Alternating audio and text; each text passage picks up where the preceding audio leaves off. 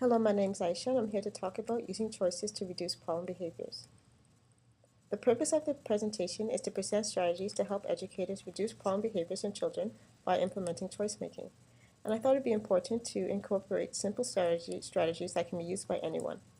Sometimes we forget how choice making is such a simple strategy that can be used to help reduce problem behaviors.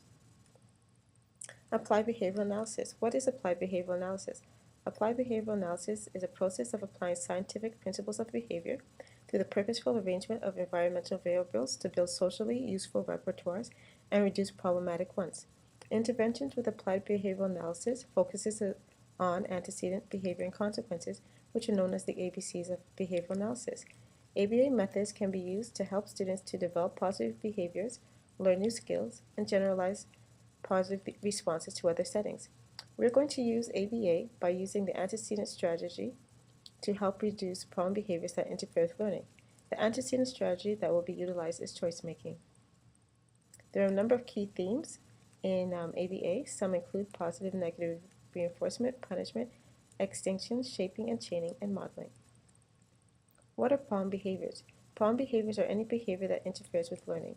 So problem behaviors can include aggressive behaviors, which could be biting, scratching, or hitting, or self-injurious behaviors, which can include head banging. You may ask, what's the function of behavior? So why does it occur?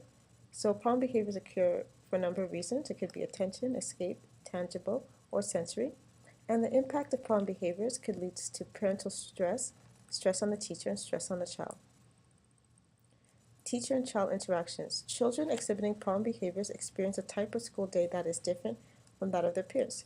Morgan found in 2006 that interactions with the teachers consist largely of commands at a level twice of that of typical peers. There are far fewer opportunities by the teacher to respond academically.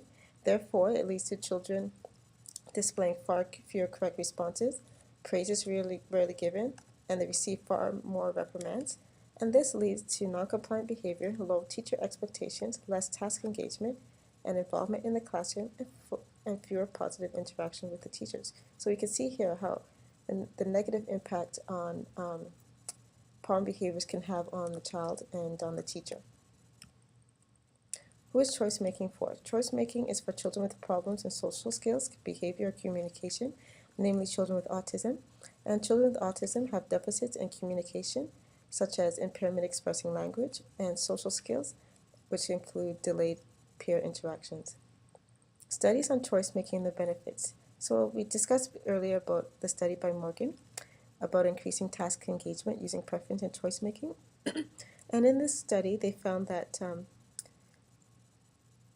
preference and choice making were increasingly put forth as two interventions that can help improve the daily experiences of children with problem behaviors. So children who are provided with more interesting tasks will become more academically engaged, which will lead to improved behavior and task completion and more positive experiences throughout the school day. And choice making will also allow for increased rate of reinforcement. So if, for example, if a teacher was constantly providing a child with choices, this will increase the predictability of the class environment, which will make the school day more reinforcing for the child, and it'll be a positive experience for the teacher. And using choice boards can increase self-efficacy in children with disabilities, and preferences and making choices is an important aspect in providing positive behavior support. So there's an importance in helping individuals with disabilities make choices, which enhances their quality of life. Examples of choice making could include visual schedules, choice boards, and reinforcers. So visual schedules can help a child in the classroom to understand how to follow rules, direction, and materials.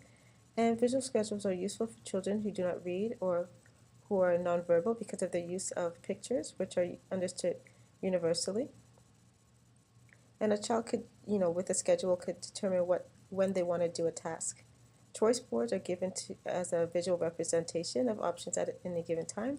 So you can point or hand over a picture or icon to another person, and the student is able to communicate what they want. And choices could be integrated in the daily schedule of any student. And reinforcers, a child could choose which reinforcer they want for the day. So if they wanted candy or a ball, they can choose whichever one they want, so they can have a ball if they wanted that. Why incorporate choice making? It increases self-efficacy, it increases independence, it reduces problem behaviors, and improves school experiences. Choice-making examples could include choosing what to wear, selecting reinforcers, and identifying activities or materials. So this is a quick case study. Alina is 6 years old in a grade 1 classroom, and she has a visual schedule throughout the day. And the teacher has noticed that she has meltdowns, including flopping, and a functional assessment was done, and the function of the behavior is escape. So how can we construct a strategy to help Alina become more successful in the classroom using choice making? This can be with a visual schedule, so you can incorporate choices in Alina's visual schedule throughout the day. So choices of an activity, sequencing of the activity, or who to work with, which pencil to use. You can make a choice board, and you can select a time during the day where Alina can have choices, so that could be snack time or free time. You can present visuals and allow Alina to choose items, and only use objects that are available, and grant requests by giving the desired item and verbally acknowledging request. Hi Alina, do your schedule for today.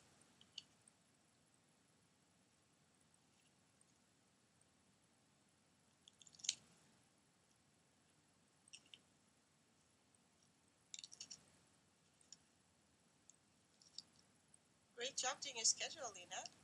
First, you have your ABC song, then you have a storybook, then it's table time, and then snack time, and then home time. Good job, Alina, doing your schedule. Excellent. Thank you. I hope you enjoyed my presentation.